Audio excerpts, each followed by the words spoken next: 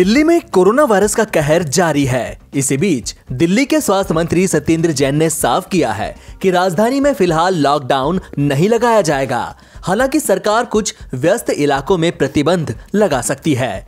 आपको बता दें कि सीएम अरविंद केजरीवाल ने मंगलवार को संकेत दिए थे कि राजधानी में कुछ बाजारों को कोरोना के बढ़ते मामलों की वजह से दोबारा बंद किया जा सकता है। राजधानी दिल्ली में बढ़ते मामलों को देखते हुए एनसीआर के अन्य शहरों में भी एहतियाती कदम उठाने शुरू कर दिए हैं।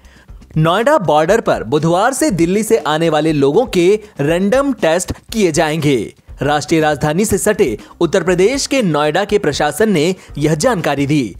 कोरोना वायरस संक्रमण के बढ़ते मामलों के बीच दिल्ली से आने वालों की कोविड-19 जांच करने का फैसला जिलाधिकारी सुहास एल वाई की जिले के साथ वरिष्ठ प्रशासनिक और स्वास्थ्य अधिकारियों के साथ मंगलवार को हुई ऑनलाइन बैठक में लिया गया।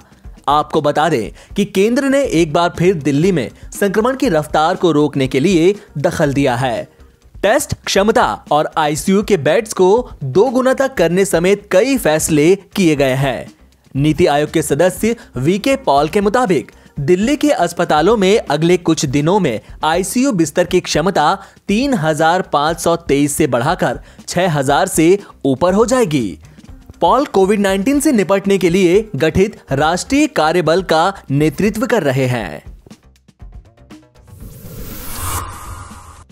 कोरोना वायरस महामारी ने पूरी दुनिया को परेशानियों में डाल दिया है। कई देशों में तो इस जानलेवा बीमारी की दूसरी लहर भी पहुंच गई है। ऐसे में दुनिया भर की तमाम दिग्गज कंपनियां कोरोना वैक्सीन की खोज में दिन रात एक किए हुए हैं। अमेरिका की दवा निर्माता कंपनी मॉडर्ना, फाइजर और बायोएनटेक ने अपनी वैक्सीन के असरदार होने का दावा किया है। उधर रूस ने भी दावा किया है कि उसकी कोरोना वैक्सीन अंतिम आंकड़ों में 92% तक प्रभावित साबित हुई है। रूस ने यह ऐलान अमेरिकी कंपनी फाइजर के ऐलान के 2 दिन बाद किया था। रूसी वैक्सीन स्पुतनिक वी की पहली खेप भारत भी आ गई है। भारत ने कई कंपनियों से करीब 1.6 अरब कोरोना वैक्सीन का करार कर लिया है। केंद्र सरकार ने कुछ दिन पहले कहा था कि देश के सभी लोगों को कोरोना वैक्सीन उपलब्ध कराई जाएगी। अमेरिका की दवा निर्माता कंपनी मॉडर्ना और फाइजर ने अपनी कोरोना वैक्सीन के सबसे सटीक होने का दावा किया है। मॉडर्ना ने सोमवार को घोषणा की थी कि उसकी वैक्सीन 94.5% प्रभावकारी है। वहीं फाइजर ने अपनी वैक्सीन के 90% तक असरदार होने का दावा किया था। भारत में कोरोना वायरस से संक्रमित लोगों की संख्या बुधवार को 89 लाख के पार पहुंच गई। हालांकि इसमें से 83 लाख से ज्यादा लोगों के रिकवर होने के साथ ही मरीजों के ठीक होने की दर 93.52% हो गई है। स्वास्थ्य मंत्रालय ने ये जानकारी दी।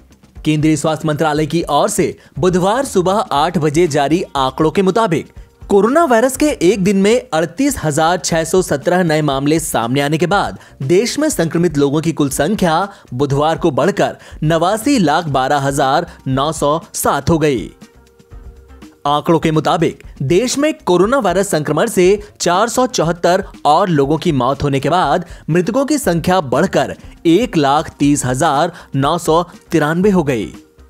देश में लगातार 8 दिन से इलाज करवा रहे संक्रमित लोगों की संख्या 5 लाख से कम है।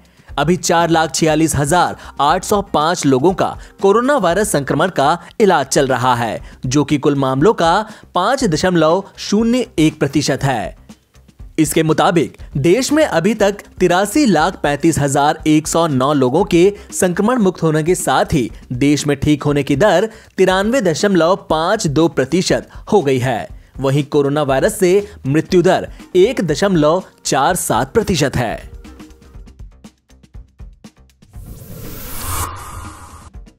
लोक आस्था के महापर्व छठ के 4 दिवसीय अनुष्ठान की शुरुआत बुधवार को नहाए खाए के साथ हो गई है। निर्जला अनुष्ठान शुरू होने से पहले आज से व्रती शुद्धता के साथ स्नान करेंगे, जिसके बाद अरवा चावल, चने की दाल और कद्दू की सब्जी का प्रसाद ग्रहण करेंगे। बुधवार सुबह से ही गंगा नदी, तालाब, पोखर जैसी जगहों पर व्रती स्नान करते देखे गए। कोरोना के चलते ज्यादातर व्रती घर पर ही स्नान करते देखे गए।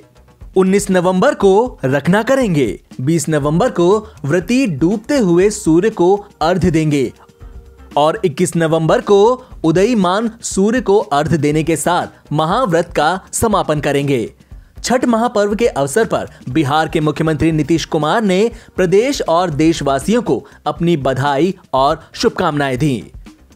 लोक आस्था का यह महापर्व आत्मानुशासन का पर्व है, जिसमें लोग आत्मिक शुद्धि और निर्मल मन से अस्ताचल और उदयीमान भगवान सूर्य को अर्घ्य अर्पित करते हैं। भगवान भास्कर से हम कामना करते हैं कि वह राज्य की प्रगति, सुख, समृद्धि और शांति और सौहार्द कायम रखें।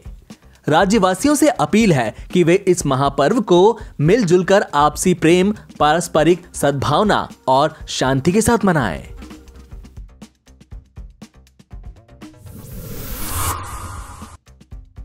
पीएम मोदी ने अमेरिका के नए राष्ट्रपति जो बाइडेन को फोन करके बधाई दी है।